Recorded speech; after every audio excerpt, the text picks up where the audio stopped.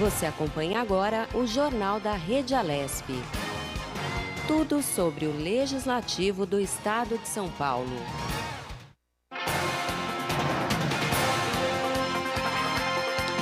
Olá, bom dia. Hoje é sexta-feira, dia 29 de maio de 2020. Eu sou o Luciano Teixeira. E eu sou a Lilian Busato e está começando agora mais um Jornal da Rede Alesp. Jornal da Rede Alesp.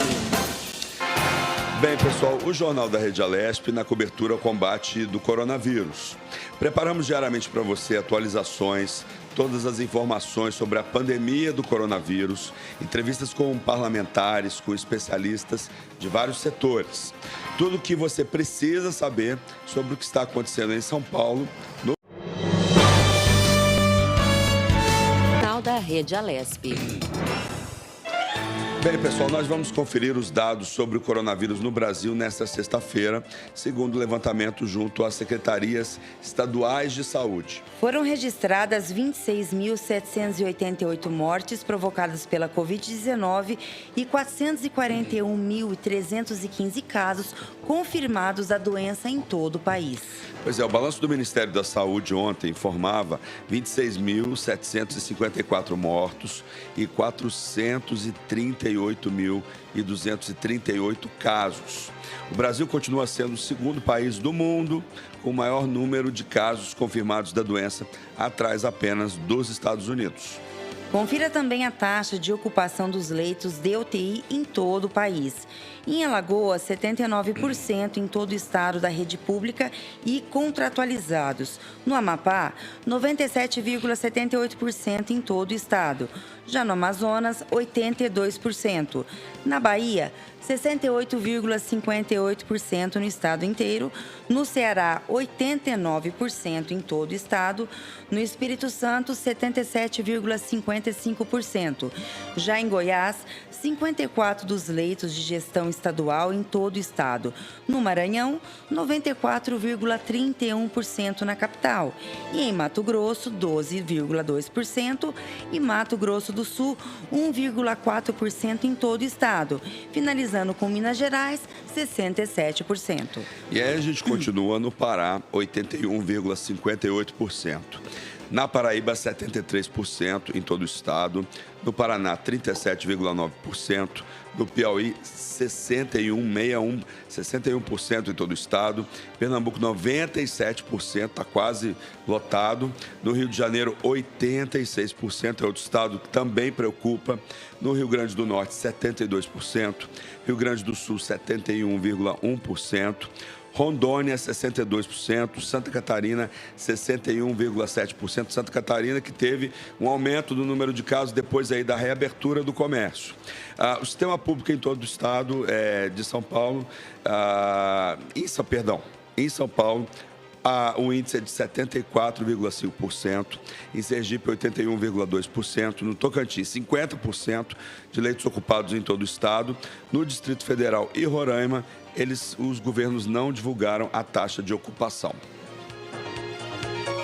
Bem, pessoal, o Jornal da Rede Alesp conversa agora com a Rosana Richman. Ela é médica e infectologista do Hospital Emílio Ribas.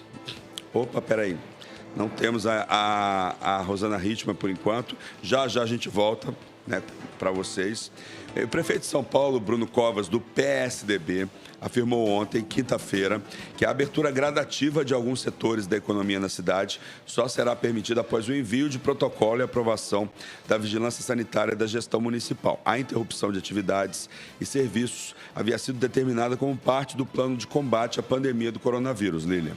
Esses setores que devem pleitear reabertura gradativa precisam apresentar para a Prefeitura de São Paulo protocolos de saúde, de higiene, de testagem, regras de autorregulação, regras para fiscalização, políticas de comunicação dessas regras e proteção aos consumidores e funcionários, afirmou Covas em entrevista coletiva no início da tarde de ontem. E também disse que os setores precisam vir discutir com a Prefeitura de que forma será esta reabertura, disse o prefeito.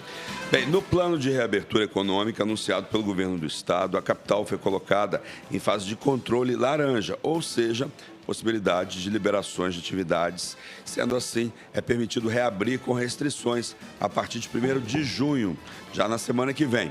Atividades imobiliárias, escritórios, concessionárias, comércio, shopping center. Para obter essa autorização, os estabelecimentos que se enquadram na fase laranja terão de apresentar protocolos de saúde, higiene e testagem, regras de autorregulação para a fiscalização dos protocolos e política de comunicação para a proteção de consumidores e funcionários. Entretanto, segundo o prefeito, a cidade permanece em quarentena. Ele disse: "Eu quero destacar mais uma vez que a cidade de São Paulo continua em quarentena. Nós avançamos para a fase 2, conforme a apresentação feita pelo governo do estado. Mas a cidade continua com a preocupação de evitar aglomeração em proporcionar o distanciamento social com a utilização de máscaras e outras ações de higiene pessoal", afirmou Covas na coletiva. "Infelizmente, ainda não viramos a página, mas pelos índices conquistados, a gente já pode falar em uma retomada consciente e gradual aqui na cidade de São Paulo." De acordo com o prefeito, a novidade é que a partir do dia 1º, a prefeitura passará a receber e avaliar as propostas para a retomada do funcionamento. Ele prometeu manter a fiscalização e não informou o prazo para que os estabelecimentos recebam um aval para reabrir. Ele disse assim: "A gente passa a receber oficialmente propostas de protocolo que serão analisadas pela vigilância sanitária.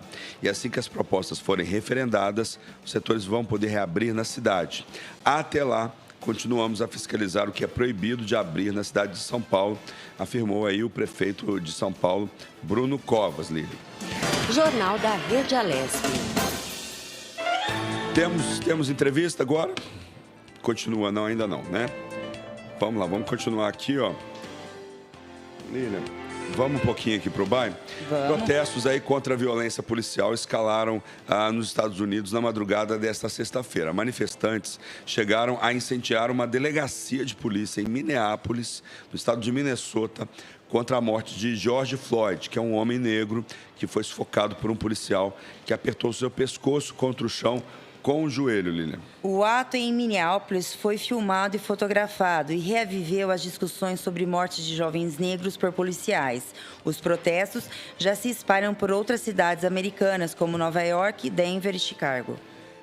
O Departamento Nacional de Justiça enviou a Minnesota investigadores do FBI para investigar o caso. O presidente Donald Trump foi na contramão dos esforços federais. Um tweet dele foi escondido pelo Twitter por, segundo a rede social, glorificar a violência após ele escrever que esses bandidos estão desonrando a memória de George Floyd e que quando os saques começarem, os tiros começarão.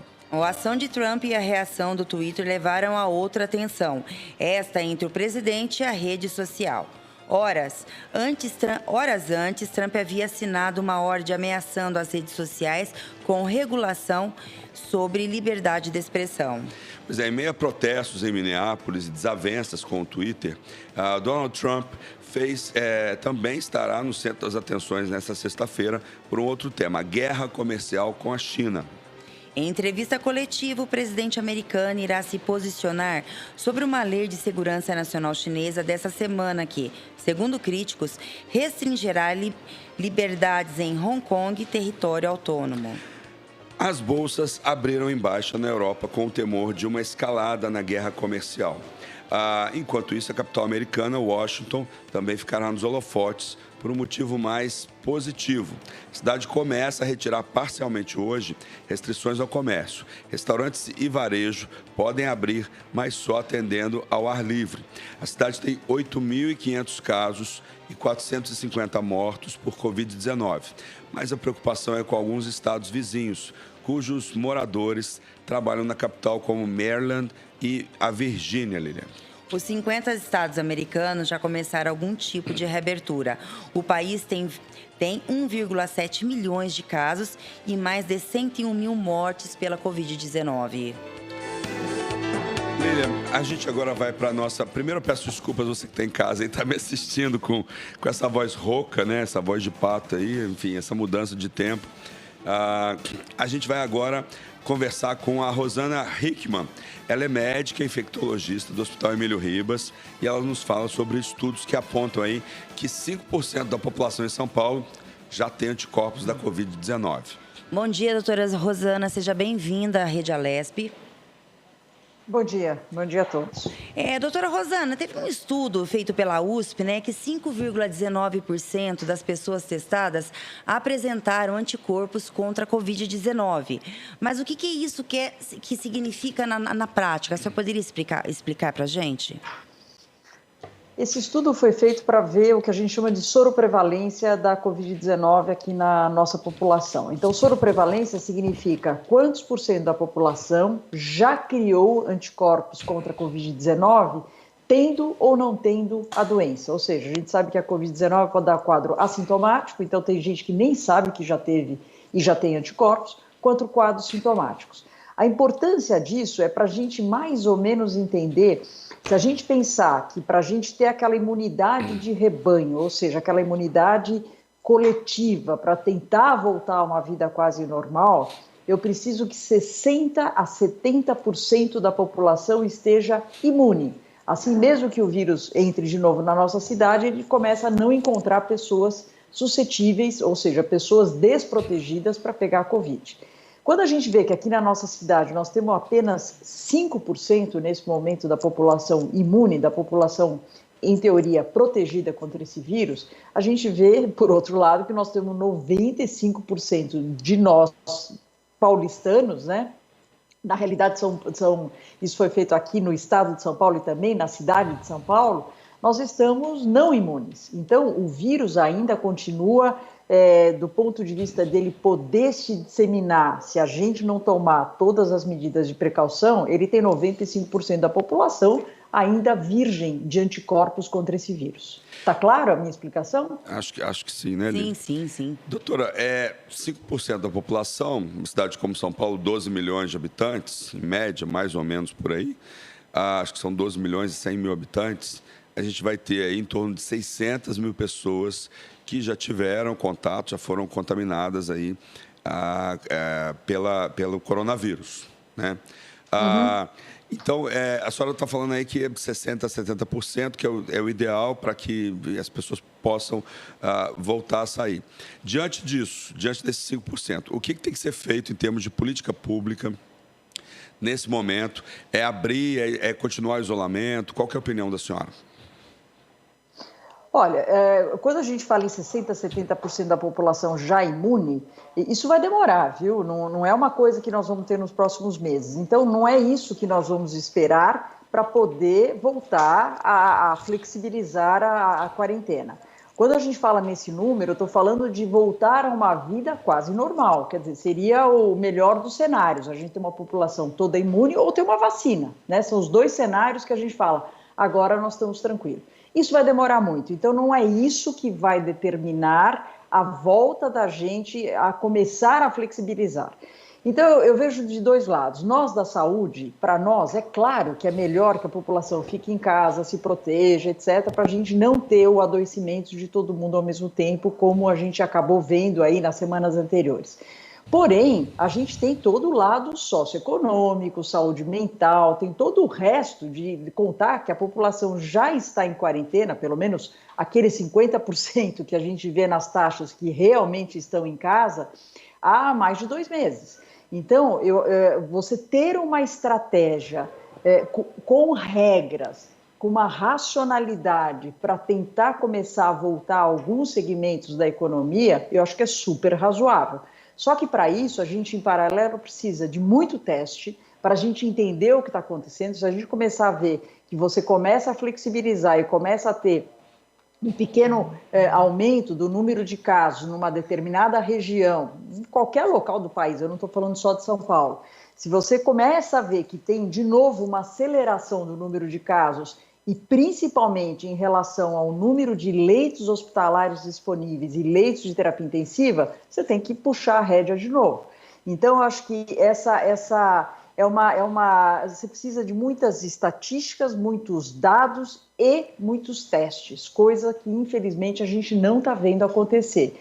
Eu acho que a gente tem regras, as autoridades estão fazendo todas as regras para a volta, mas do ponto de vista de testagem, que é uma das coisas que eu acho que diferenciou muito outros países que conseguiram voltar antes, eu vou sempre dar o exemplo da Alemanha e da Coreia do Sul, e tem outros países também, eu acho que nesse quesito nós estamos realmente ainda patinando, a gente deveria fazer um trabalho melhor em relação a isso.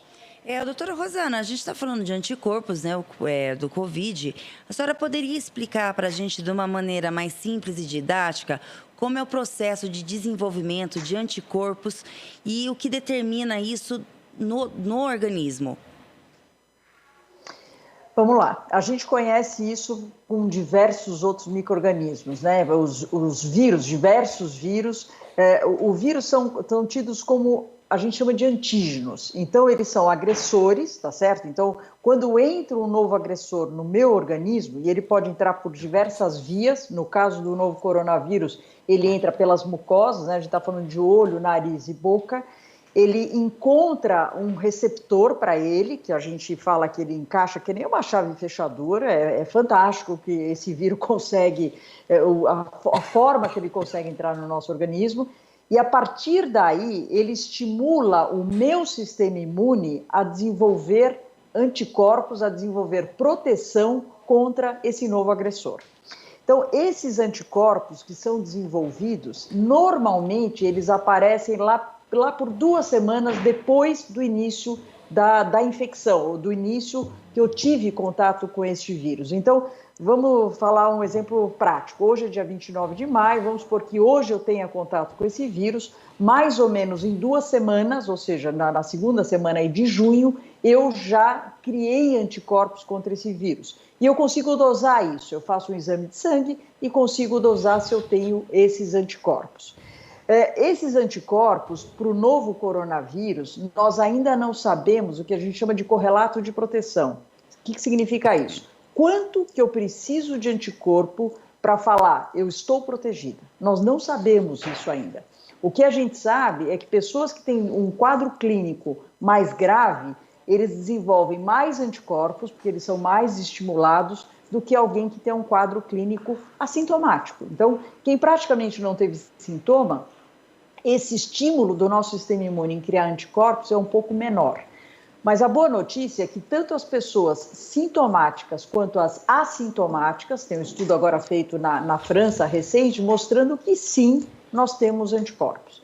A próxima pergunta, que é de $1 milhão aí, a gente ainda não sabe, é quanto tempo esses anticorpos vão durar no nosso organismo? Por quanto tempo eu vou estar protegida contra o novo coronavírus? Será que vai ser para a vida toda? Será que o ano que vem eu ainda vou estar protegida? Será que nos próximos meses eu já vou poder essa proteção? Isso ninguém sabe. E isso os estudos vão mostrar, lógico, eles estão agora andando, né? Nós temos 4 meses só convivendo com esse novo vírus, exatamente para tentar responder essa pergunta. Então, para resumir, eu te diria o seguinte, o melhor dos mundos hoje, se vocês me perguntassem, doutora, será que eu estou protegida contra o novo coronavírus? O melhor do mundo é, faz a sorologia, vê se você tem anticorpos contra esse vírus, mesmo sem ter tido a doença, se você já tiver esses anticorpos, é como se você tivesse, pelo menos por algum período, que a gente ainda não sabe quanto tempo, protegida contra o novo coronavírus. Doutora, eu queria voltar à questão da testagem, né? A senhora falou no começo que a testagem no Brasil ela é muito pouca ainda em relação a outros países, né? Falta, então, uma política governamental de testagem. O que falta, né, para a gente ampliar isso, para melhorar a situação, para a gente ter uma ideia melhor dessa situação? Olha, você tem que pensar que o mundo inteiro está atrás de testes, né? E que esses testes, lógico, têm um custo. Então, além de investir em novos leitos, em respiradores, etc., que está sendo investido, eu acredito que a gente também deveria investir na testagem para você poder mapear, lógico, você não vai testar a população inteira, mas você consegue com isso mapear onde tem o maior número de pessoas infectadas e você consegue logo tirar alguém infectado da sociedade. Então vamos dar um exemplo dos hospitais, que é onde mais a gente atua. Então, se eu tenho qualquer profissional da saúde que esteja com algum sintoma clínico, pode ser o mínimo possível, a gente faz o teste para saber se a pessoa está infectada. Eu faço assim porque é aquele do cotonete que a gente coloca no nariz e na boca. É o RT-PCR, né? Então, é uma técnica que não é barata, por isso que talvez a gente não tenha tanto testes. Ela tem uma tecnologia um pouco melhor, então não é uma coisa que qualquer laboratório pode fazer, mas eu consigo detectar precocemente se aquele meu profissional da saúde que estava hoje com, sei lá, com tosse, com dor de cabeça, se ele está infectado. Isso é super importante, porque eu já tiro ele imediatamente do convívio social, eu tiro ele do meio onde ele está, no caso dos hospitais, trabalhando, e posso também procurar os contatos dele. Então, quem estava em volta dele. Então, eu posso ver, se eu tivesse teste, eu poderia ver na casa dele se tem mais gente contaminada e já tiro essas pessoas de circulação. Então, com isso, você consegue definir mais precoce quem são os infectados nesse momento e, com isso, também tirá-los da sociedade no sentido de evitar essa contaminação. Quando eu falo tirá-los da sociedade, a gente está falando em 2 semanas de isolamento. Então, não é que é uma coisa prolongada, mas é super importante que a gente consiga identificar isso precoce. E é isso que acabou não acontecendo. Então, o número de casos confirmados que nós temos hoje está muito mais baseado nos casos que precisaram de hospitalização, ou seja, estou falando dos casos mais graves, que é aqueles 20% que precisaram de hospitalização.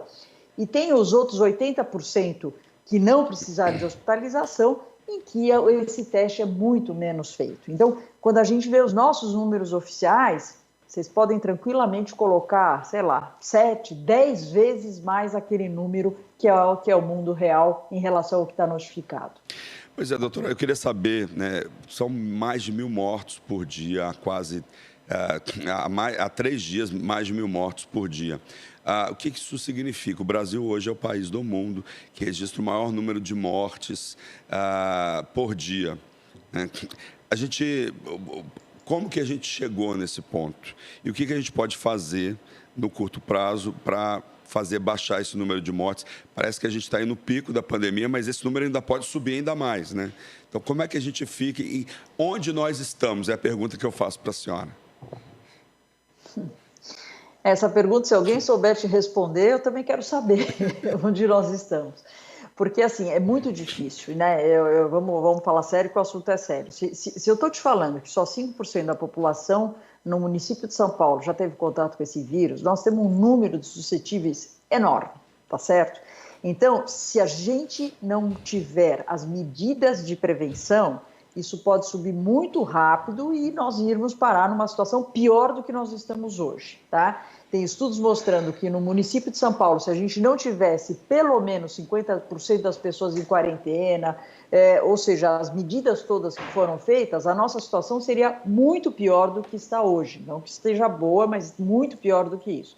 Então, a gente vê que no nosso país, dependendo de onde você está, cada estado toma uma atitude diferente. Tem estados que fizeram, cidades que fizeram lockdown, que para fazer isso você precisa ter pernas para fazer vigilância. Um município como São Paulo é impossível a gente fazer a vigilância de lockdown como a gente viu em cidades como a própria cidade. Wuhan, na China, no início, eles tinham os drones sobrevoando para ver quem estava na rua e mandava para casa. Isso é impossível fazer na nossa cidade. E eu acho que quanto mais nós, profissionais da saúde, junto com vocês da mídia, tentarmos entender a transmissão desse vírus, por exemplo, eu agora estou sem máscara, estou falando com vocês, estou sozinha numa sala. Se tivesse mais alguém nessa sala, eu não poderia estar sem máscara falando com vocês.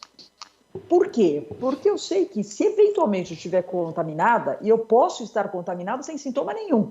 Você hoje está meio rouco, eu não estou rouca, mas eu poderia estar contaminada e você não. Então, o fato da uma pessoa, ou seja, toda vez que você precisar sair na rua, usar a máscara é fundamental para você não contaminar nem os outros, nem o ambiente. Então, para responder a tua pergunta, como é que rapidamente a gente abaixa esse número? Para ter uma medida rápida seria um lockdown. Acho que não tem outra saída se você quer, assim, baixar. Doutora, tá dando um probleminha na internet. Vamos tentar ver a senhora mais um pouco, porque a entrevista dela é muito boa, né, Lilian? Vamos aproveitar ela, porque ela... Doutora, vamos ver. A senhora tá aí? Tá aí com a gente? Eu Tá tô bom. aqui. Doutor, eu não sei então... onde eu parei só, de tudo que eu falei. Não, só falhou o finalzinho, não tirou muita coisa, tirou 5, 10 segundos.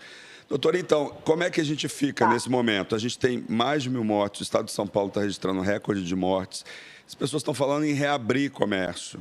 É o momento para isso?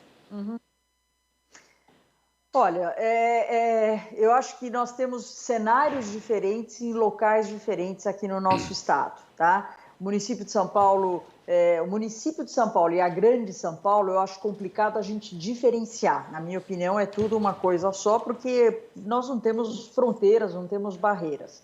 As outras regiões do estado de São Paulo é uma questão de fazer indicadores mesmo, saber o número de leitos, o número de pessoas infectadas e, em cima disso, fazer a flexibilização. Mas é impossível flexibilizar sem normas, sem parceria das autoridades, da população, dos gestores. Tudo isso é super importante. Então, as pessoas precisam entender que, apesar da nossa conversa do ponto de vista político, que eu não quero entrar nessa história, não está coesa, nós precisamos pensar na nossa saúde. Eu, como profissional da saúde, o que eu quero é não ver o que a gente está vendo. Eu sou lá do Instituto de Infectologia Emílio Ribas, a UTI lotado o tempo todo. É isso que a gente não quer ver.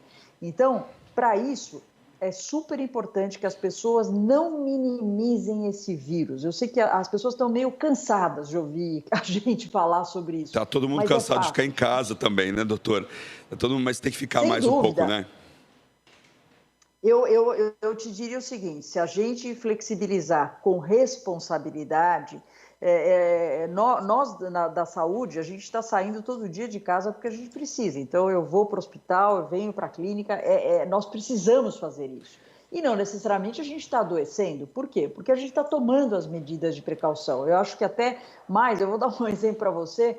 Outro dia eu precisei ir no correio despachar uma coisa que eu precisava ir lá. Eu saí de lá com mais medo de me infectar dentro de uma sala do correio do que dentro do Emílio Ribas. Por quê? No Emílio Ribas está todo mundo protegido. Eu estou com a máscara adequada, está todo mundo usando máscara adequada. A hora que você vai num local público, às vezes você vê gente com máscara embaixo do nariz, gente com máscara no queixo, gente que tira a máscara para atender o celular. Então, esta educação e esta importância é fundamental para a gente poder ter uma flexibilização responsável. Doutora, falando do trabalho do Emílio Ribas, como é que vocês estão lá? O que tem de novidade? Falando da Universidade de São Paulo, falando de pesquisas brasileiras, o que a gente pode falar aí de novidades? A gente tem alguma pesquisa importante hoje sendo desenvolvida no Brasil para ajudar no combate ao coronavírus? E como que está a situação do Emílio Ribas aí diante dessa pandemia? Bom, em relação à pesquisa, felizmente o Brasil está envolvido em várias pesquisas, inclusive capitaneadas aí pela Organização Mundial de Saúde, seja em termos de terapêutica, então são braços de tratamento diferentes para a gente entender as melhores combinações de tratamento para esses pacientes. Então o Brasil está envolvido nisso, o Instituto também está envolvido nisso, o Brasil também, junto em parceria lá com a USP, nós estamos numa linha de pesquisa em termos de vacinas, então tem pelo menos 2 vacinas que estão sendo também desenvolvidas por aqui ou testadas por aqui, o que é excelente. Eu sou sempre muito otimista, eu vejo que as vacinas, como vai demorar muito tempo para a gente ter os 70% da população protegida, na minha ótica, eu imagino que a gente vai ter antes disso as vacinas. Semana passada saíram os primeiros resultados da China, da vacina da China, mostrando que ela se mostrou em humanos segura e imunogênica. O que é imunogênica? As pessoas que receberam a vacina, em 28 dias depois da tomada da vacina, elas tinham uma quantidade boa de anticorpos. Então, eu imagino de verdade que essas pesquisas todas, seja em termos de tratamento, que é super importante, seja em termos de desenvolvimento de uma nova vacina, o Brasil está envolvido nessas pesquisas e eu acho que nesse aspecto a gente vai bem em parceria com outras várias pesquisas multicêntricas que estão acontecendo pelo mundo. Em relação ao Emílio Ribas, o Ribas hoje a gente tinha, só para vocês terem noção, a gente começou com 12 leitos de terapia intensiva, 18 leitos de terapia intensiva, hoje nós estamos com 40 leitos de terapia intensiva. Então, o número de leitos que a gente precisou criar no hospital, foi rápido, foi necessário. Para isso você precisa de recursos humanos, você precisa de equipamentos de proteção individual e tudo isso, felizmente, eu acho que nós estamos numa ilha de excelência quando a gente compara e vê o que está acontecendo no nosso país. Então, felizmente, apesar de toda a carga de trabalho que tem no hospital, como eu falei para vocês, a terapia intensiva sai um paciente e entra outro, a gente tem condições de ter recursos para poder salvar vidas. Então, essa oportunidade da pessoa ter um leito de UTI, eu não posso tirar, gente. Então, se chegar num nível de um caos de saúde pública, onde eu não possa oferecer a oportunidade de alguém que está grave ter um leito de terapia intensiva para sobreviver, isso, na minha opinião, é o caos. Doutora Rosana, então uma pessoa que foi infectada pela Covid-19, ela pode ser infectada novamente ou não? Essa é uma dúvida que a gente sempre pergunta aqui várias vezes. Acho que até vocês não têm tanta certeza, não sei. Responde para a gente, doutora. Não, então, essa pergunta não tem uma resposta de certeza. O que a gente está imaginando é que, pelo menos, num período de tempo, você não vai se reinfectar, certo? Então, quem teve Covid-19 agora, na minha opinião, daí a opinião pessoal, é uma percepção, porque nós ainda não temos essa resposta definitiva, é que esta pessoa não vai se infectar nos próximos meses. O que nós não sabemos é por quanto tempo. Será que ela vai estar protegida? Sarampo. No sarampo, você teve uma vez sarampo na vida, você não vai mais ter sarampo na vida. É proteção para sempre. Os seus anticorpos, você tem o que a gente chama de memória imunológica. Cada vez que você entra em contato com o vírus do sarampo, o teu sistema imune fala, olha, já te conheço, aqui você não entra mais. Gripe, totalmente diferente. O vírus influenza, todo ano é capaz da gente ter influenza. Por quê? Porque o vírus vai sofrendo pequenas mudanças, são várias variáveis que fazem com que a gente não consiga ter uma imunidade para o vírus influenza da gripe, como, por exemplo, do sarampo que eu comentei com vocês. O coronavírus, nós temos uma interrogação. O que a gente imagina, assim como com o vírus de influenza, é que quem teve este ano não vai ter de novo. É isso que a gente imagina, apesar de ter outras pequenas mudanças, mas a gente imagina que não. Então, o que eu falo para vocês, na minha ótica, quem teve coronavírus neste momento, com este novo coronavírus, muito possivelmente está protegido por algum tempo para ter de novo a Covid-19. Por quanto tempo, eu não sei e, por enquanto, ninguém sabe. Uma questão que todo mundo está se perguntando é essa história do lockdown, períodos de isolamento. Muita gente fala aí num cenário mais pessimista, primeira, segunda, terceira, quarta onda, igual aconteceu com a gripe espanhola lá em 1918. Será que a gente vai ter que ficar nessa história até 2022, por exemplo? Muita gente está falando isso, assim. Dá para ter uma ideia, assim, de que medidas profiláticas, vamos dizer assim, a gente vai ter que tomar, e se vai ser durante muito tempo? Olha, na minha visão, enquanto a gente não tiver vacina efetiva e enquanto a gente não tiver uma população quase toda protegida, a gente vai ter que ter uma vida diferente do que a gente tinha antes.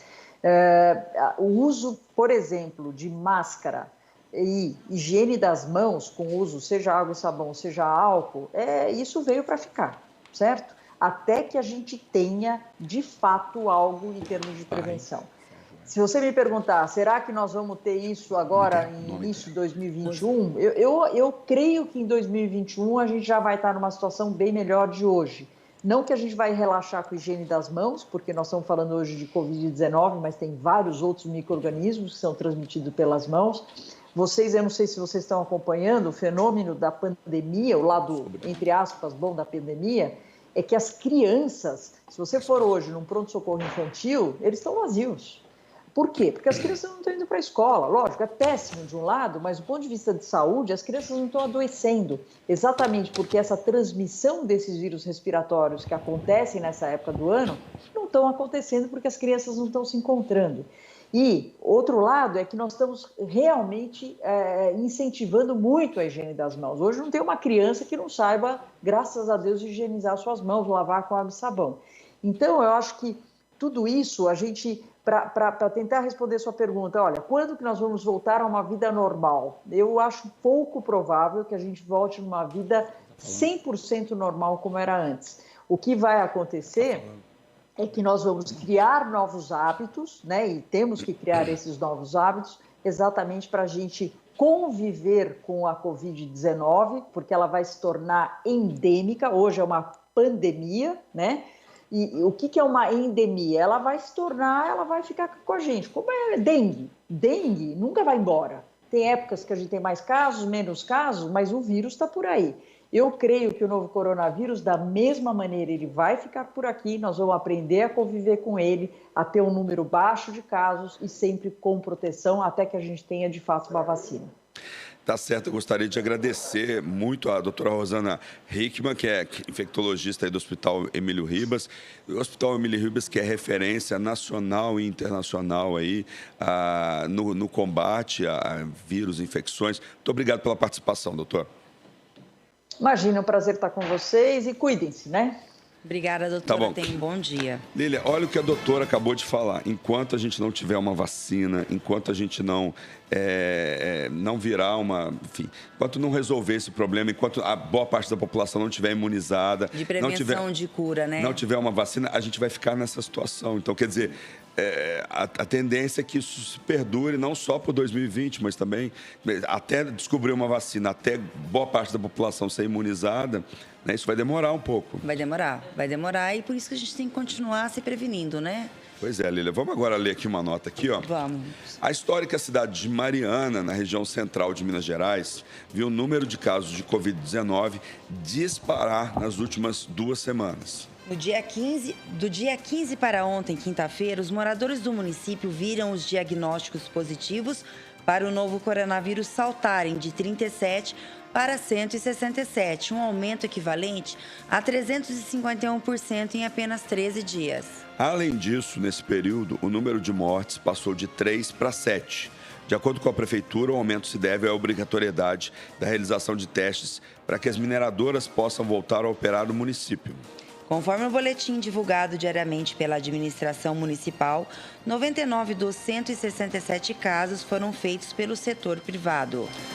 No entanto, denúncias recebidas pelo Comitê Gestor da Covid-19 no último dia 20 apontam que havia pessoas contaminadas com o vírus trabalhando nas obras de reparação referentes à tragédia ambiental ocorrida em 2015 em Bento Rodrigues e Paracatu de Baixo.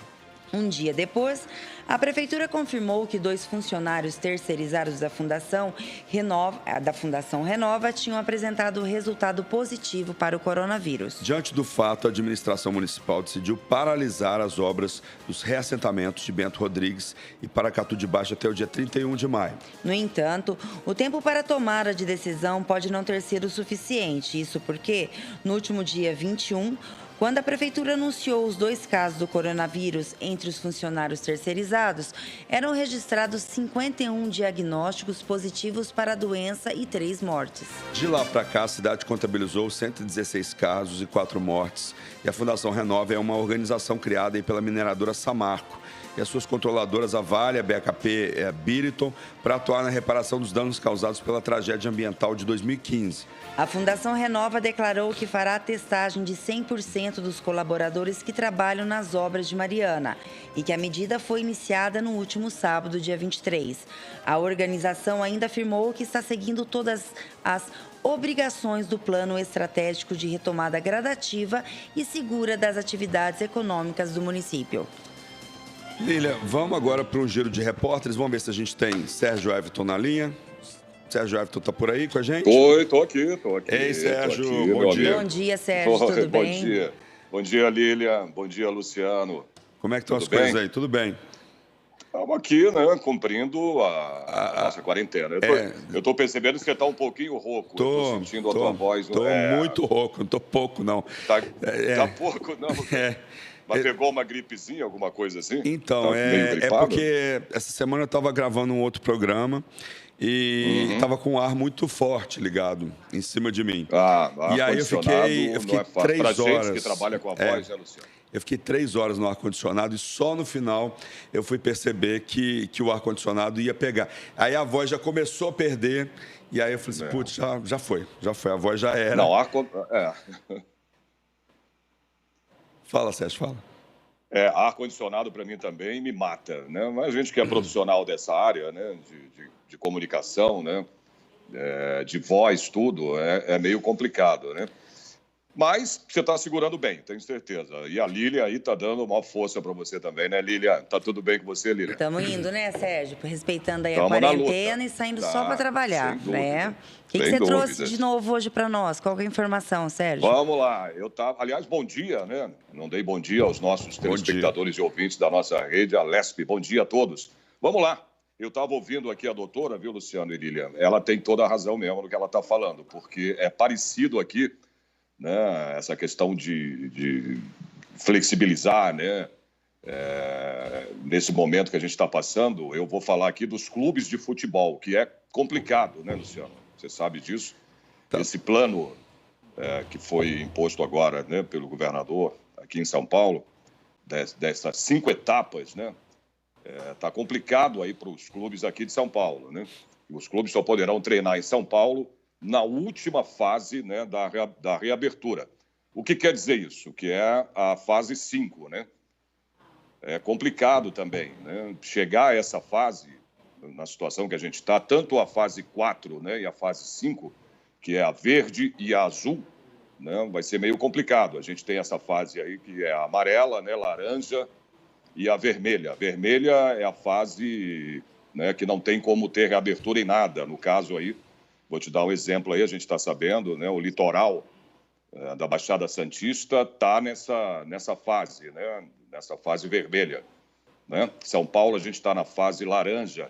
E os clubes de São Paulo, né, queriam estar nesta segunda fase, que é a fase laranja, né? Por exemplo, o governo estadual aqui de São Paulo, portanto, só vai permitir os treinamentos esportivos a partir da fase 5. Como eu disse, é uma fase complicada, que é uma liberação mais controlada, né? Seria a abertura praticamente do comércio, de tudo, mas moderadamente, controladamente, né? Isso aí não tem jeito. Então, é difícil chegar nessa fase na situação que a gente está. E é isso que os clubes de São Paulo querem, né? Então, o sindicato lá, né, de futebol aqui de São Paulo, eles estão querendo que mude isso, mas o governador já disse que é praticamente impossível, né?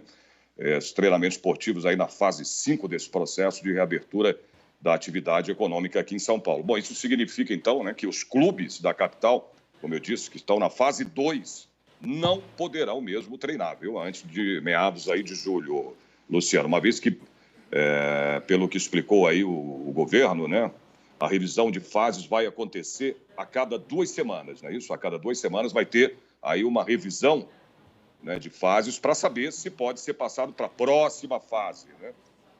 Nos demais municípios aí da Grande São Paulo, que estão na fase 1, o retorno será ainda, como eu disse, mais complicado ainda. Sérgio, Oi.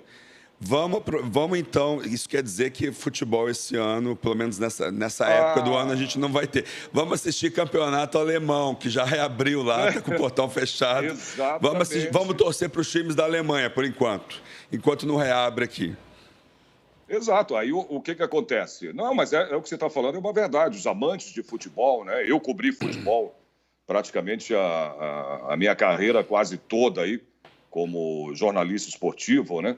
Então, eu gosto de futebol também, não tenha dúvidas, né? Mas os amantes do futebol, aquele que vai ao estádio, né, que comparece, que está sempre, né, na torcida pelo seu time, vai ser complicado, né? Agora, se você pensar bem, viu, Lilian também, Lilian e Luciano, cara, a aglomeração, vocês sabem disso, né? No estádio de futebol é muito grande, né? Então, não tem como, cara, você abrir o espaço, nesse momento que a gente está vivendo, né, para encher um estádio aí com 40 mil pessoas. Já pensou, Luciano e Lilian? Hein? Você iria, onde Lívia? tem desde Você iria numa partida de futebol assistir não, com de 40, maneira 30 mil? nenhuma, não. Tem gente, Enquanto não tem voltar tudo é normal, acho que lugar com grandes aglomerações, como um estádio de futebol, vai ser, acho que os últimos lugares, né, que vão reabrir para as pessoas, porque é muita gente num lugar só, não tem nem como ter distanciamento, né? E ali o vírus prolifera muito rápido. Exatamente, cara, não tem jeito. Aí vem a posição, como eu estava falando agora, né, do sindicato dos clubes, né, o posicionamento deles, que é o Sindiclubes, né, do qual faz parte aí os times grandes, viu, Luciano? São Paulo, quem são? São Paulo, Santos, Corinthians e né, Palmeiras, né? Exato. Além de centenas de clubes sociais aí que a gente tem no estado, né? Eles enviaram um ofício para o governador, né, o governador João Dória, e o sindicato pedia aí que o setor, como eu estava falando aqui, né, fosse incluído já na fase 2, o que permitiria a reabertura, inclusive, aqui na cidade de São Paulo, a partir de 1º de junho, né? Desde que se houvesse aí também, né, a aprovação, claro, da prefeitura. Então, quer dizer, esse ofício foi mandado para o governador para que eles consigam entrar nessa fase 2. Nessa fase 2. Olha, tá vendo, Luciano? Até eu perdi um pouquinho a voz agora. Tá né? perdendo. E esse tempo... Não, a mudança de tempo também, né, Luciano? Isso aí afeta muito a gente, né, cara? Muda bruscamente. Agora, tudo bem, tem feito frio aí há pelo menos 1 ou 2 semanas já seguidas, né? E a gente não entrou no inverno ainda, né? Então, quer dizer, isso prejudica realmente a gente. Eu fui buscar aqui, ó, parece que um jogo aqui, essa história de abrir ou não abrir para o torcedor e tal. Estou vendo aqui, ó, o jogo da Liga dos Campeões pode ter contribuído na proliferação do coronavírus, né? Teve vários jogos que foram realizados antes aí do isolamento social, né? Então, a gente teve lá na Itália, por exemplo, o jogo entre o Atalanta e Valência, pela Liga dos Campeões. Uhum. E aí eles estão fazendo aí levantamentos e tal, né? Que muitas pessoas... Teve um outro jogo, se eu não me engano, acho que foi do Atlético de Madrid contra o Liverpool. Não, na Europa, o campeonato europeu aconteceu isso. Aí eles fizeram levantamentos de quantas pessoas foram contaminadas por estarem nesses jogos, né? Que foram jogos realizados agora, em fevereiro. E teve esse na Itália, teve o Atlético de Madrid contra o Liverpool, né? E aí, quer dizer, estádio cheio, lotado. Sérgio, na minha opinião, eu estava até batendo um papo outro dia sobre isso com um comentarista esportivo.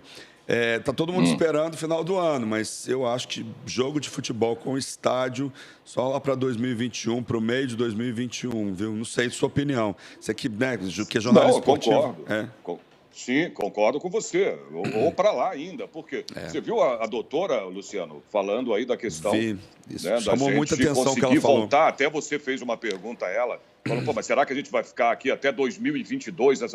Por quê? Porque uma vacina, né, para ser descoberta leva aí de 1 ano, 1 ano e meio a 2 anos. Então, veja bem, como é que você vai botar 30, 40, 50 mil pessoas no estádio, né? Eu sei que os clubes precisam de dinheiro, aquela coisa toda, tem salários de jogadores, né? Eles mantêm, né, muita coisa.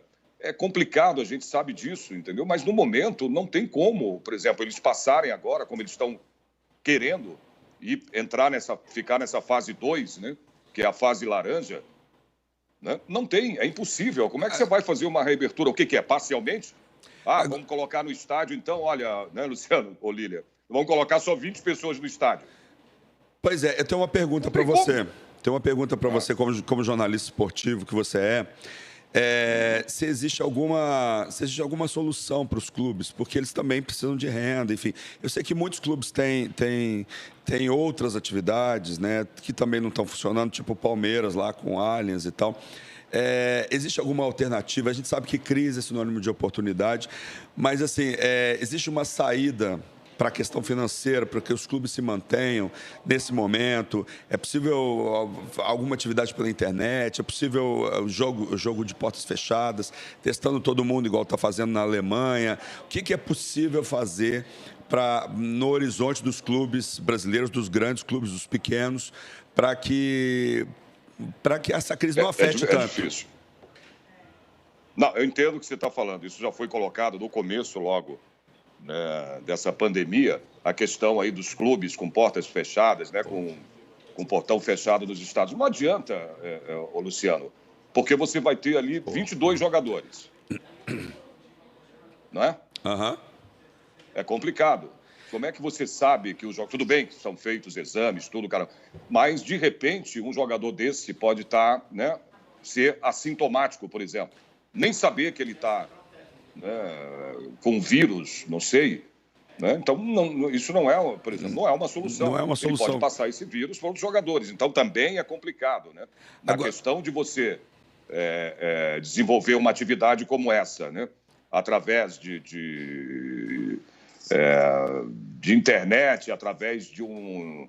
Né? Não tem como também você fazer atividades, mas não tem como, a não ser que os clubes tenham, né? Que tem os patrocinadores consigam. É difícil, viu? Isso é muito difícil acontecer. Os patrocinadores continuarem mantendo, né? Pagamentos, né? Dos clubes, para conseguir manter, né, os jogadores, tudo com salários. Mas isso, não, inclusive, não vem nem acontecendo, não tem como. Tem jogadores aí que já não estão recebendo salários, né, por causa dessa situação que a gente está vivendo. E então, tem patrocinadores saindo, né, Sérgio? Tem solução para o futebol, nesse momento? Na minha opinião, não tem, cara. Não tem jeito. Né? Fala. Não, tem patrocinadores que estão deixando os clubes, né? O Flamengo, por exemplo, estava nadando em dinheiro, agora não está mais, né? Sim, o próprio técnico do Flamengo, entendeu? Até agora não se sabe se ele vai renovar, né, o que é o argentino lá, o contrato dele ou não, né? Porque não tem dinheiro para pagar mais, né, o salário dele. Estava nadando em dinheiro. Tá certo. Sérgio, eu queria te agradecer. O debate é esportivo, virou um debate esportivo aí da gente. Acabou virando. Mas, Luciano, só para dar essa notícia aqui, que é muito importante, antes de... Porque eu sempre estou aqui para falar de notícias boas, entre aspas, né, em relação a essa pandemia, né, o coronavírus. Mas só para encerrar a minha entrada aqui no jornal, viu, Lilian? Olha só que legal. O Senai devolve mais de 1.000 respiradores consertados para os hospitais. Olha que legal. Uma rede voluntária aí formada pelo Serviço Nacional de Aprendizagem Industrial, que é o Senai, em conjunto com indústrias e instituições, que já devolveu, olha só, 1.016 ventiladores pulmonares consertados, viu? Para hospitais de 223 cidades do Brasil.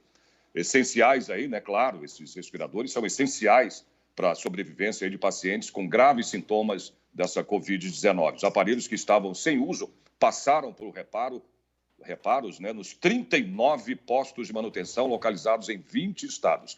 Desde o dia 30 de março, quando a iniciativa de manutenção dos respiradores passou, né, a ser operada, foram recebidos aí 3.151 aparelhos, dos quais 1.351 estão ainda em manutenção e 189 passam por calibração, né? Porque esses aparelhos precisam, né, Luciano e Lina, serem calibrados, tem que vir certinho, né?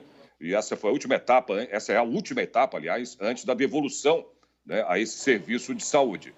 E isso é legal pra caramba. A avaliação é que cada aparelho, Lília e Luciano, pode ajudar no tratamento de até 10 pessoas. Olha que bom. Bacana. Gente, é isso. Tá aí. É uma ótima notícia aí do Senai, né? Não, ainda bem, né? Ainda bem que a gente tem essas iniciativas agora. Sérgio, muito obrigado pela sua participação aqui no jornal, viu? Obrigada, Sérgio. Bom dia. Quando quiser, é só chamar. Imagina, Lilian. Obrigado a vocês também. Um bom jornal aí para vocês, tá bom? Vamos falar mais de futebol aí nos próximos programas aí, porque é um assunto que todo mundo tá querendo a volta do futebol. Né? Valeu. Melhoras aí, Luciano. Valeu, obrigado, Sérgio. Bem, pessoal, a reabertura gradual divide opiniões na tribuna virtual da Assembleia Legislativa, Lilian. Os parlamentares paulistas se posicionaram sobre o Plano São Paulo para a liberação de comércios e outras atividades que estiveram fechadas para conter o Covid-19. A abertura da economia funcionará em 5 fases, cada uma delas com suas restrições para 17 regiões pré-definidas pelo governo federal. De acordo com a Secretaria Regional de Desenvolvimento do Estado de São Paulo, cada cidade decidirá se vai abrir as atividades a partir do dia 1º de junho. A deputada Janaína Pascoal, do PSL, mostrou-se favorável à abertura desde que os cuidados básicos com higiene fossem tomados. Vamos ouvir. Nesse plano de abertura paulatina, nós temos que começar com os empreendimentos, os pequenos comércios de rua, para que eles não quebrem definitivamente, e deixar a escola um pouco mais adiante, né? E ainda assim, quando abrimos essas escolas, pensarmos numa sistemática, talvez de rodízio, dividir as turmas para um grupo ir num dia, não ir no outro dia, para que nós possamos, aos poucos, voltar à normalidade. Já o deputado Carlos Gianazzi, do PSOL, mostrou-se contrário às medidas do plano. Vamos ver. Nós queremos voltar ao trabalho, nós queremos a reabertura do comércio, mas não dessa maneira e de uma forma precipitada. Bem, segundo o governo do estado, mais de 87% dos leitos de UTI já estão ocupados por pacientes da Covid-19 e o número de casos passa dos 6 mil. Gianazzi também comentou sobre o congelamento do prazo de validade dos concursos públicos que já foram realizados. A medida faz parte de um projeto de lei do Congresso Federal, do Congresso Nacional, para auxiliar os estados e municípios no período da crise causada pelo coronavírus. A possibilidade de estender os prazos foi vetada pelo presidente Jair Bolsonaro. Para o deputado, veto prejudica o funcionalismo público durante a pandemia da Covid-19. Se esse prazo não for congelado, essas pessoas perdem a possibilidade de ingressar no serviço público, seja na Secretaria da Educação, na Saúde, seja em SAP, seja na Segurança Pública, no Tribunal de Justiça. Pois é, o Tribunal Virtual é transmitido, a tribuna virtual é transmitida às 2h30 da tarde, de segunda a sexta-feira, nos dias em que não ocorrem reuniões de comissões ou votações aqui na Lespe. E você também pode assistir às gravações ou programa ao vivo nas redes sociais, no nosso canal do YouTube e no aplicativo da Rede Alesp. Jornal da Rede Alesp. Temos entrevista agora no ar? Temos entrevista, será? Não. Hoje tem, agora temos, né? Ainda tem entrevista ainda? Temos. Jornal da Rede Alesp, com mais entrevistas, a gente vai falar agora com o José Conrado, que é secretário da Saúde da cidade de Franca, interior do estado. Ele nos fala sobre a situação da cidade diante da pandemia do coronavírus. Bom dia, secretário. Seja bem-vindo ao Jornal da Rede Alesp. Bom dia a todos os ouvintes. É um prazer estar falando com vocês aí. Secretário, o senhor poderia, para começar a nossa conversa, dar um panorama geral da cidade de Franca para nós?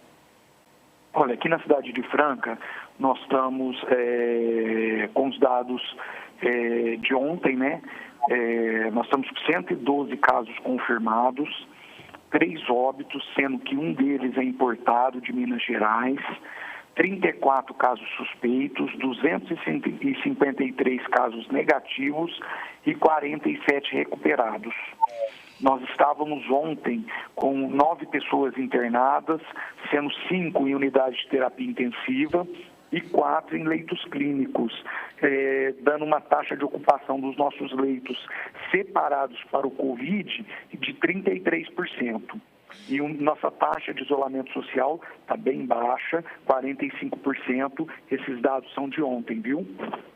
Com a nova medida agora que o governo está liberando a partir do 1º de junho, como vai ficar o panorama da cidade de Franca? O senhor acha que vai poder estar retornando gradativamente a abertura dos comércios ou vai tentar ainda um isolamento social? Olha, a gente ficou pelos itens e as contas do governo do estado na fase 2, então a gente vai ter algumas voltas graduais. Eu acho que é importante essa volta, mas de forma responsável, com higienização, com aquelas restrições e critérios técnicos. Todos os estudos técnicos que a gente lê, quando você conversa com pessoas técnicas, equipe técnicas, sempre essas pessoas falam que a melhor forma da gente controlar a doença e não deixar que ela dissemine é o isolamento social.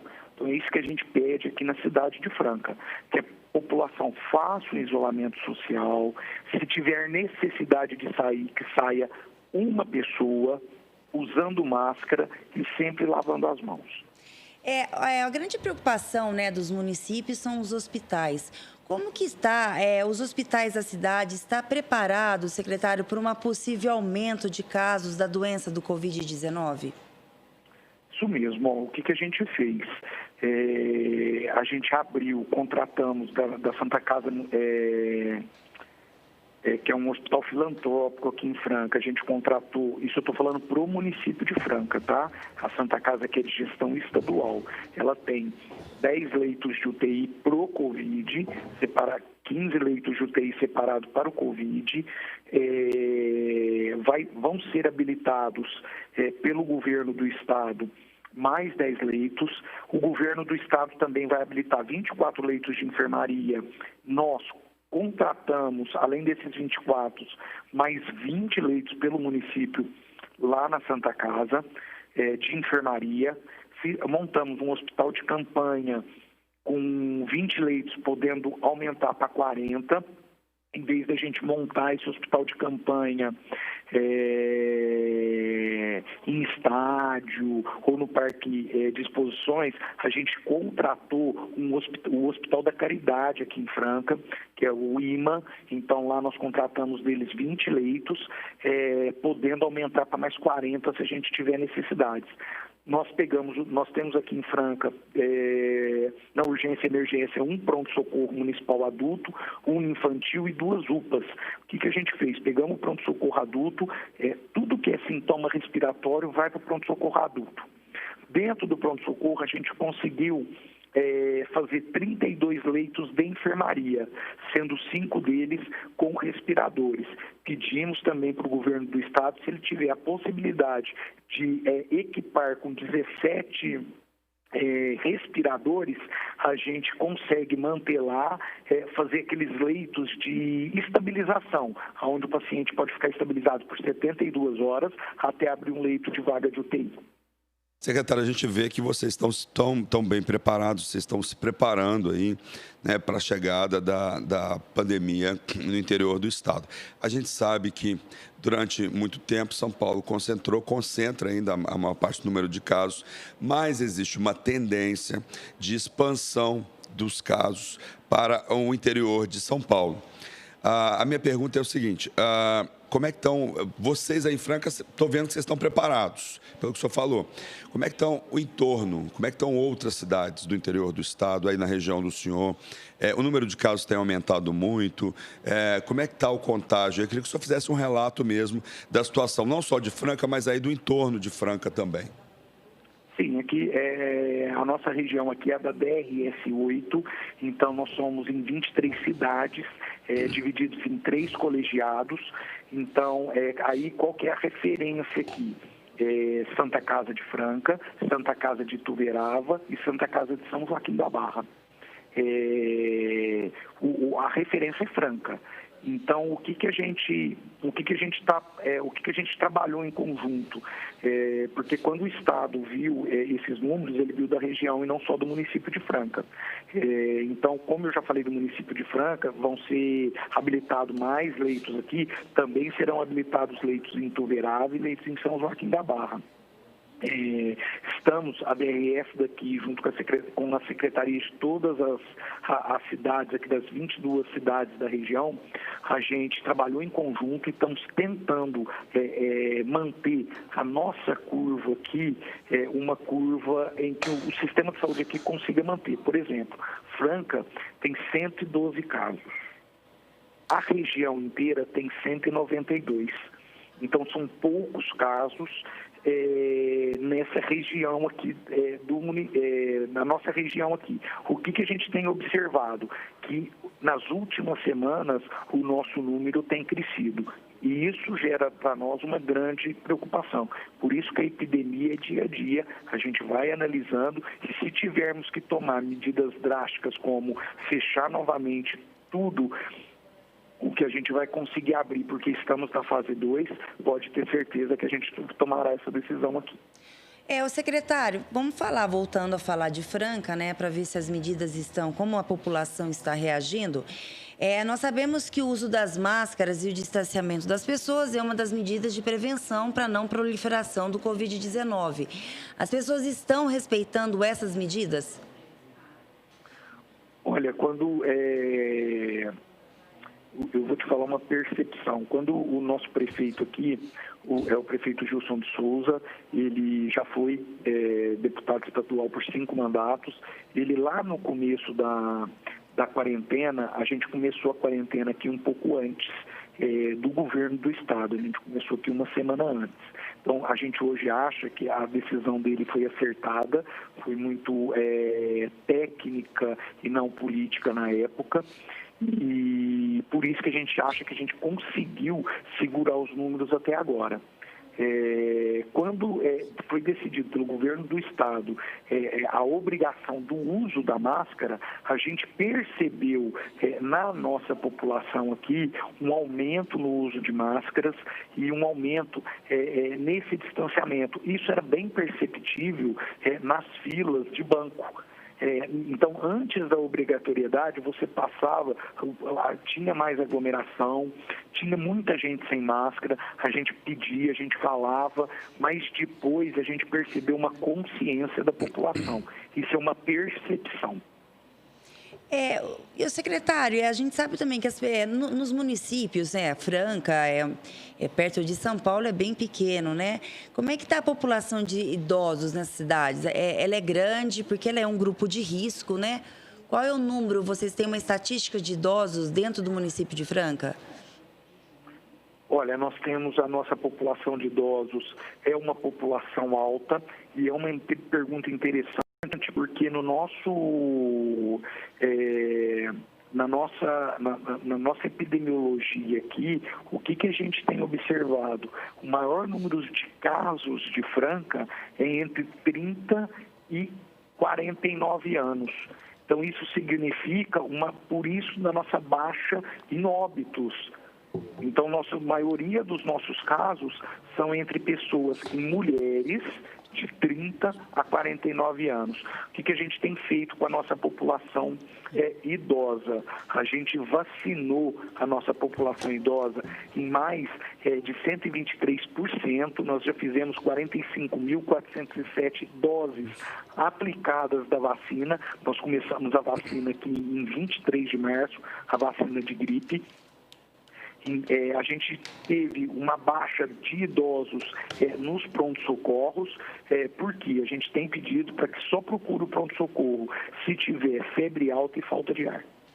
Tá certo. Eu gostaria de agradecer aí o José Conrado, que é secretário de Saúde da cidade de Franca. Muito obrigado pelas informações. Muito obrigado, secretário, por dar aí um panorama de como que está a situação da Covid-19 aí na região do senhor. Muito obrigado. Até a próxima entrevista.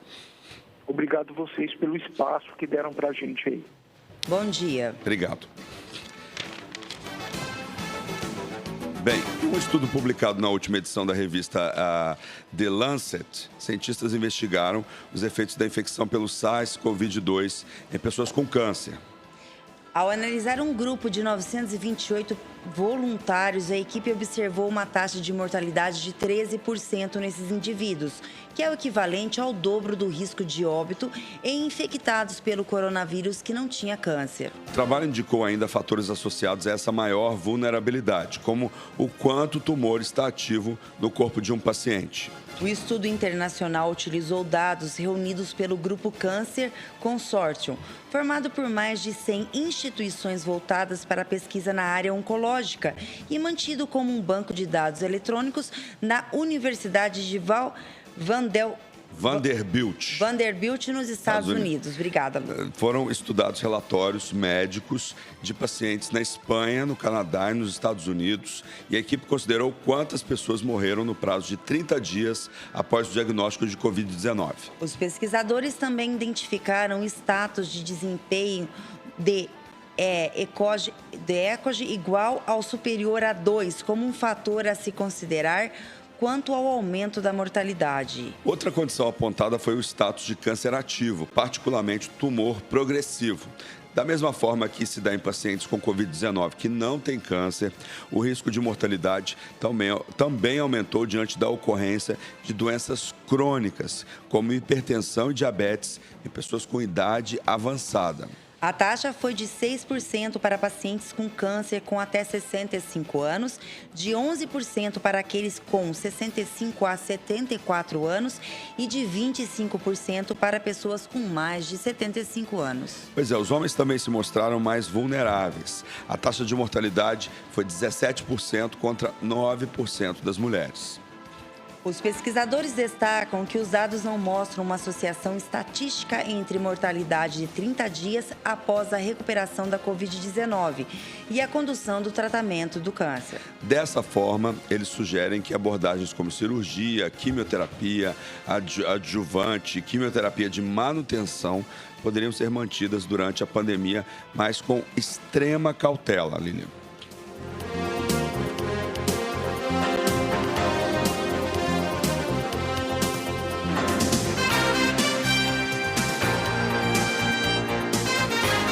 Temos entrevista agora, acho que com o Coronel Nishikawa, é isso, gente? Coronel Nishikawa, seja muito bem-vindo aí ao Jornal da Rede Alesp. Tudo bem com o senhor? Bom dia ao pessoal que assiste a Rede Alesp. Tudo bem, graças a Deus, fora estar preso aqui em casa. Pois é, onde o senhor está? O senhor está aqui na capital ou está no interior do estado? Conta pra gente. Eu estou em casa, São Bernardo do Campo. Ah, pertinho daqui, está no ABC. Como está a situação, aproveitando que o senhor está em São Bernardo do Campo, como está a situação no ABCD paulista, né? São Bernardo, São Caetano, Santo André e Diadema. Como é que está a situação aí da Covid aí, nesses municípios aqui pertinho de São Paulo? Não é tranquilo, né? Como já foi divulgado algumas vezes, a nossa região aqui, eu sempre falo e vou repetir, né? Ela é muito, assim, perto da capital, é conurbada. Todas as 7 cidades aqui da região da ABCD, MRR, muita gente não sabe nem onde é que fica a divisa. Então, o reflexo da capital sempre vem para o grande ABC. Então, nós estamos tomando o cuidado devido. O isolamento ainda está em torno de 50%, eu acredito, mas essa flexibilização aí vai nos atingir em cheio. O deputado, como é que vai ser a reabertura? Vai haver abertura gradual em São Bernardo do Campo? Como o município vai se postar frente à fase 2 que eles estão falando, né, a partir do dia 1º de junho? Esse é o grande problema, né? Como eu estava falando, o governador João Dória deveria ter chamado os prefeitos da região metropolitana, principalmente por estar muito próximo da capital. O que vai ocorrer, na minha opinião, é de que se não der abertura... Coronel Nishikawa? Caiu? Não tem problema, a gente vamos ver, tentar mais um pouquinho aqui. Acho que eu vou continuar lendo aqui, ó. Vou ler umas notas aqui enquanto o coronel volta. Bem, pessoal, uma cidade no interior do Tocantins inovou em uma medida para o distanciamento social por causa da pandemia da Covid-19. A Prefeitura de São Bento do Tocantins decidiu colocar uma cerca de arame em torno da cidade para limitar o acesso. A gente continua essa notícia depois. Voltamos com o coronel Nishikawa. O senhor está aí com a gente, coronel? Perfeito. Caiu a ligação normal nesses tempos aí de internet, né? Eu sei. O senhor estava falando sobre isolamento social, sobre a São Bernardo do Campo, que não tem perspectiva aí de reabertura, pelo menos na fase. O senhor estava falando aí da necessidade de um plano integrado entre São Paulo e outras cidades da região, não é isso? Isso. Eu acredito que o governador João Dória deveria ter convocado todos os prefeitos, né? Eu acho que a região metropolitana é conurbada com a capital. Portanto, não é como você dividir a capital com essa região metropolitana. Ou flexibiliza para todo mundo ou não flexibiliza para ninguém. Porque, de uma forma ou de outra, o comércio da região metropolitana será altamente prejudicado, porque A população que necessita de fazer algum tipo de compra, algum tipo de necessidade até pessoal, vai acabar indo para a capital. Ou seja, vai aumentar o fluxo para a capital e vai deixar a região metropolitana desguarnecida. Pois é, lembrando, né, que São Bernardo, Santo André, São Caetano, Diadema e outros municípios aí próximos também estão mais perto de São Paulo do que muitos bairros de São Paulo, né? São cidades que estão mais perto, por exemplo, do que Itaim Paulista, por exemplo, né?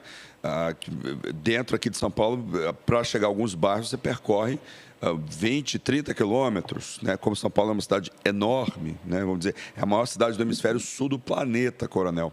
Né? Quer dizer, né, da linha do Equador para baixo, não tem cidade maior do que São Paulo hoje, número de habitantes. Que outras medidas o senhor vê como necessárias nesse momento para integrar essas cidades aí a essa questão do isolamento ou do lockdown e da liberação aí do comércio e das atividades? Bom, em princípio não existe lockdown, né? Existe sim um isolamento assim, não vou falar brando, que também não é. Eu não tenho saído de casa. O que precisa sim, vou repetir, é o governador João Dória conversar com todos os prefeitos da região metropolitana, principalmente região do ABC. Por quê? Aqui já foi a capital do móvel e do automóvel. Estou falando específico de São Bernardo. E com isso, com esse isolamento que o governador pretende implantar na flexibilização, vai prejudicar altamente a nossa região. A região do ABCD-MRR merece ser respeitada. Existe um consórcio intermunicipal, a região aqui conta mais ou menos com 3 milhões de habitantes. Eu acho que não pode ser ignorada a nossa região como se fosse uma região distante. Como você bem falou, São Miguel, tem vários bairros, Guaianás, são vários bairros muito mais longe do que aqui a região do ABC.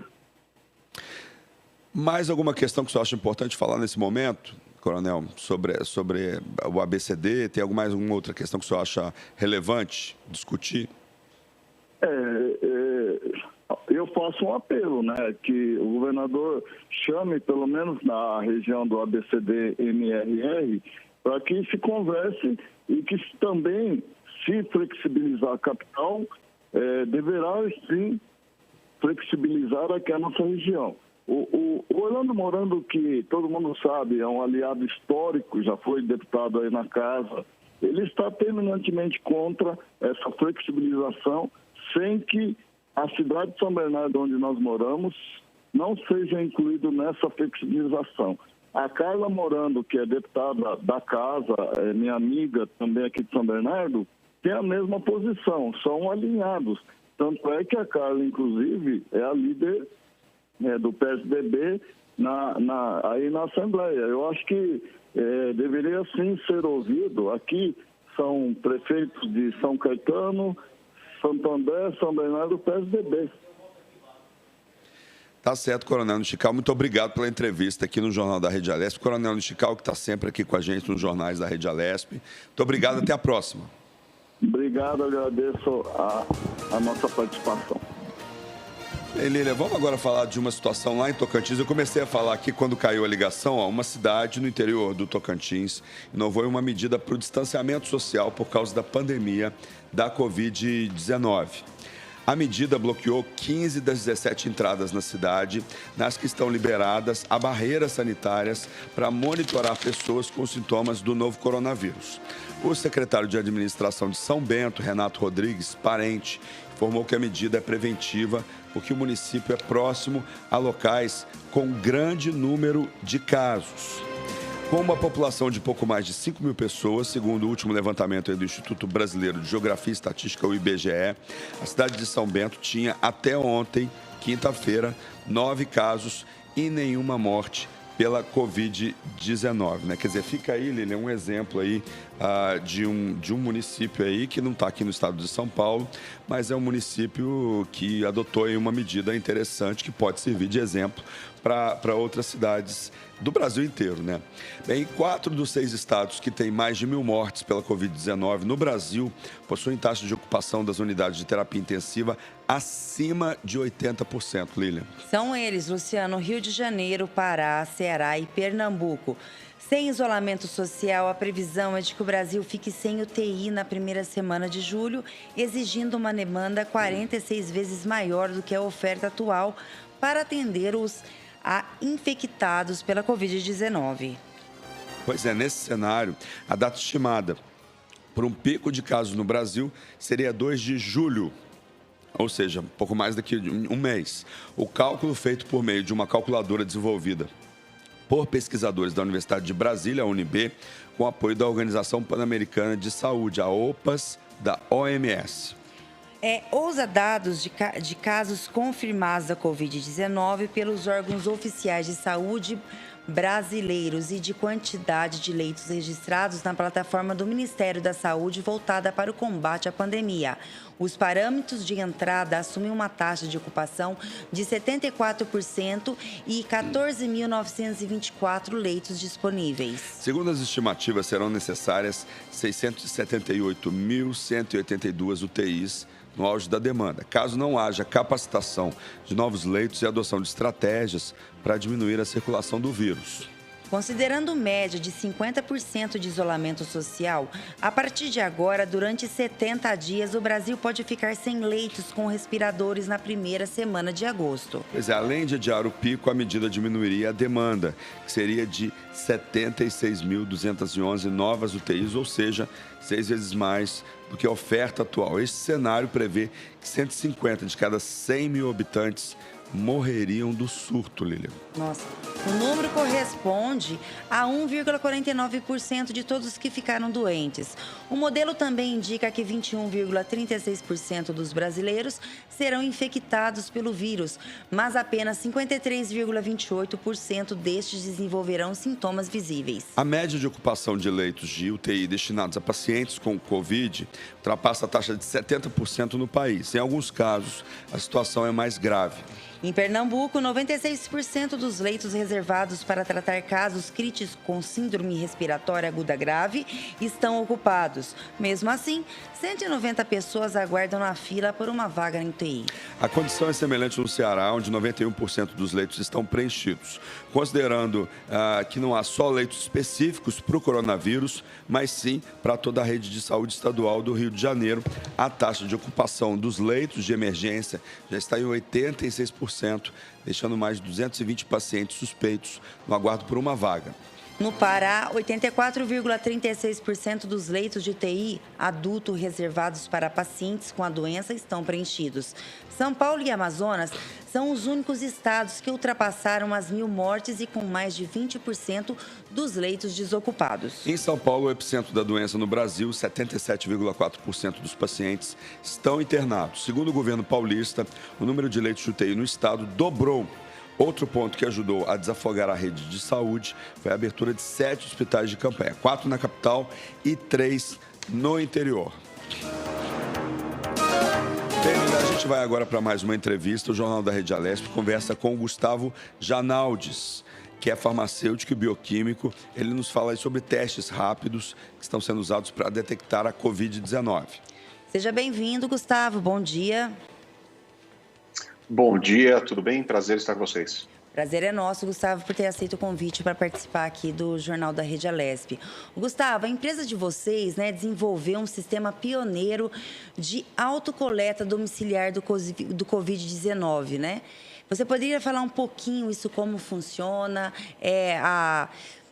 sobre esse sistema para quem está nos assistindo? Quer dizer, como é que é o contato com o paciente? Sim. Se vocês vão lá pegar, a pessoa faz em casa, depois entrega para vocês? Claro. Na verdade, assim, a Testify, ela é uma empresa de tecnologia, né, e com o objetivo de apresentar um sistema, uma opção de maior acessibilidade ao diagnóstico. Então, o nosso grande objetivo é que o cliente, o paciente, eles tenham um acesso mais facilitado. Para os testes de COVID, propriamente ditos, nós trabalhamos com 2 análises. Uma delas é o PCR por biologia molecular e a segunda é a sorologia, que faz a detecção dos anticorpos. E usamos para essa a metodologia de microplaca ELISA. Esse enzima imunoensaio, ele é um teste feito em laboratório. Então, é importante salientar que nós não estamos tratando de um autoteste, né? Não como os testes rápidos, por exemplo, que eles dão resultados em 15 minutos, mas sim uma metodologia laboratorial, certificada, registrada na Anvisa, cujo resultado sai em torno de 48 horas. Então, vocês chegam na casa do paciente, explica assim, termos práticos, né? Vocês vão até a casa do paciente, o paciente entrega alguma coisa para vocês, vocês esperam, vocês conversam com o paciente, como que é esse contato, né, de vocês com o paciente, se vocês dão instruções para eles, ou essa conversa é feita pela internet anteriormente, como que funciona? Nós orientamos, entregamos ao paciente um kitzinho de coleta para que ele consiga fazer a coleta do material. Como que é feita essa coleta? São 3 swabs, são cotonetes, né, compridos, sendo que um deles na narina esquerda, um deles na narina direita e o terceiro no fundo da garganta. Essa coleta, ela traz para a gente um raspado de mucosa, de onde nós extraímos as células e o RNA viral, que, se for detectado, indica um COVID positivo, quando na metodologia do PCR. Importante é que o PCR ele é a metodologia recomendada pela Organização Mundial de Saúde, pelas autoridades sanitárias brasileiras, e a que representa maior sensibilidade, maior especificidade, maior confiança no resultado. Para o paciente que tem a dificuldade ou a maior desejo por ter um auxílio profissional, nós encaminhamos o nosso profissional de enfermagem, que vai devidamente paramentado com todos os EPIs até a residência e ajuda o paciente com essa coleta. É caro esse teste? Olha, nós, desde o início, quando nós lançamos o teste, nós tínhamos um preço realmente muito alto, porque a disponibilidade de insumos no Brasil ela estava muito comprometida. Tivemos um preço inicial de lançamento superior a R$500. Dentro de 3 semanas conseguimos reduzir para 390, depois 320, e hoje o nosso preço atual para essa análise é de R$290. Então ele é um preço de mercado, mas vale considerar que o nosso objetivo é sempre chegar o mais próximo possível do custo para garantir acessibilidade. A missão da empresa é dar acessibilidade, né? Quanto mais próximo ao custo nós chegarmos, imaginamos que mais pessoas vão poder fazer o teste e ter acesso a esse resultado. Embora seja um teste de alto valor agregado, precisamos considerar que a biologia molecular é um teste caro, né? Ele trabalha com extração de RNA, interpretação de material genético, então ele é um método caro em qualquer serviço de saúde. Como é que você vê, saindo um pouco da questão do teste, falando da testagem no Brasil, você que trabalha no setor, como é que você vê a pouca testagem? A gente tem um número de casos extremamente alto nesse momento, mais de 1.000 casos, mais de 1.000 mortes e quase 400 mil casos, né? Acho que a gente já passou, inclusive, dos 400 mil casos por dia. Como é que você vê a necessidade da testagem da população brasileira?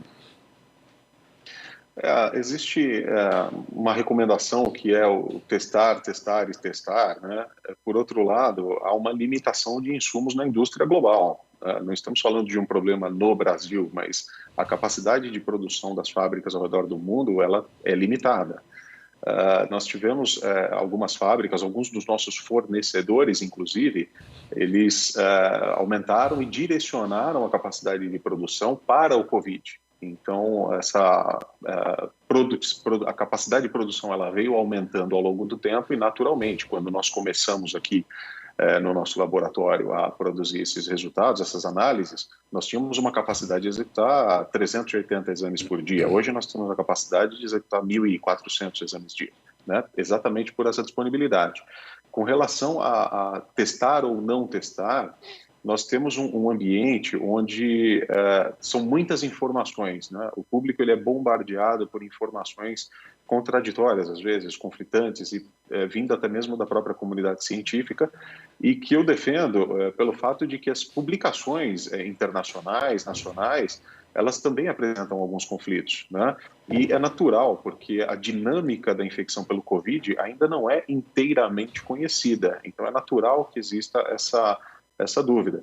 E, havendo dúvida, eu, particularmente, como pessoa física, como paciente, como cliente, me agrada muito a ideia de eu poder ter acesso ao teste, porque nós estamos, por exemplo, em São Paulo, entrando no inverno.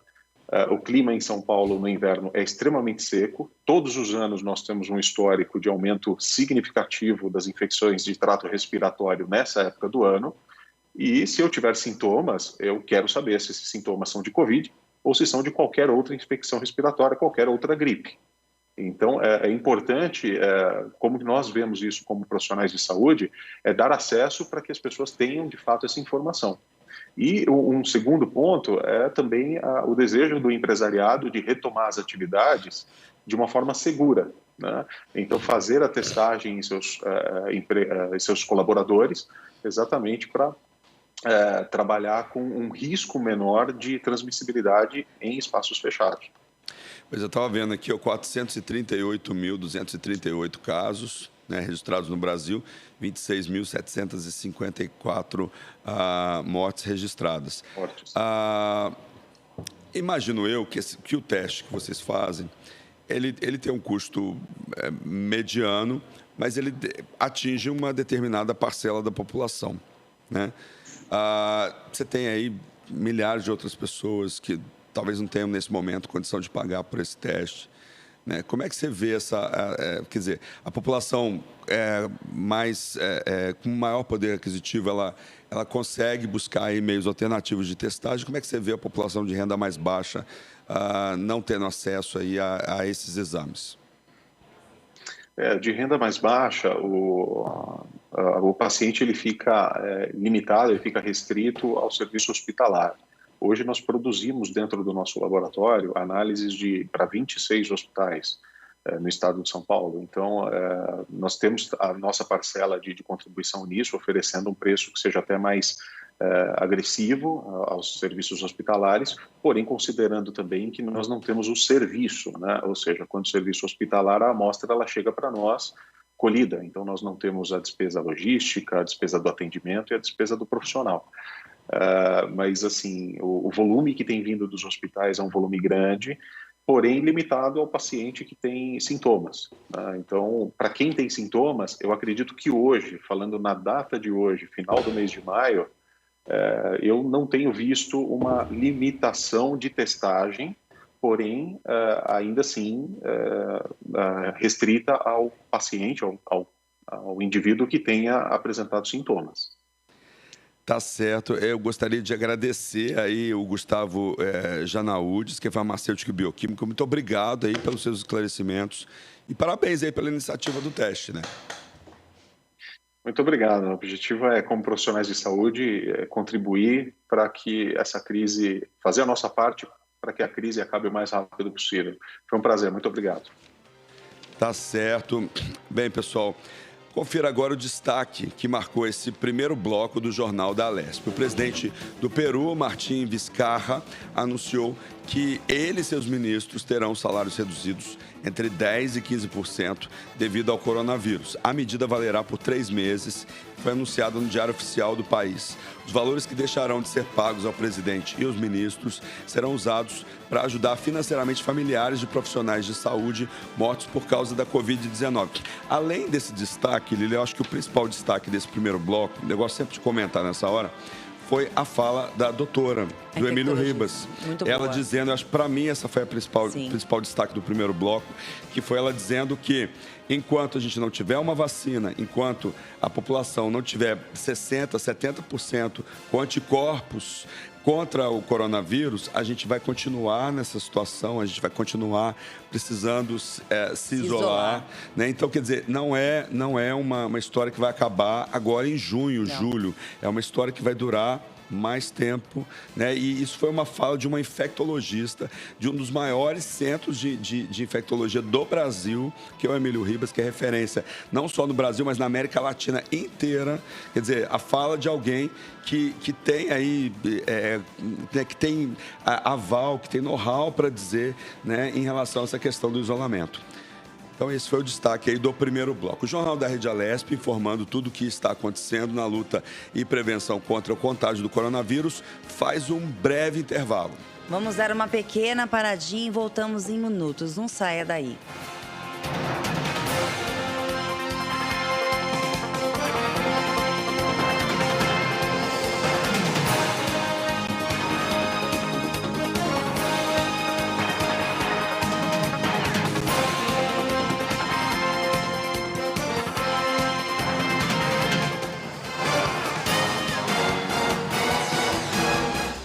Você acompanha Jornal da Rede Alesp.